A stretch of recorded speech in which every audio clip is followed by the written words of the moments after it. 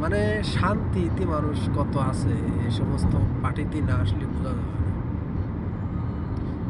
এই হলো রাতের মালয়েশিয়া। এখন রুমে ফিরে যাচ্ছি। স্মার্ট একটা শহর, স্মার্ট একটা দেশ, কত সুন্দর বিল্ডিং, রাস্তা। আসলে মানুষ কত শান্তিতে আছে এই সমস্ত দেশে জন্ম না হলে বুঝতে পারবে না মানুষ।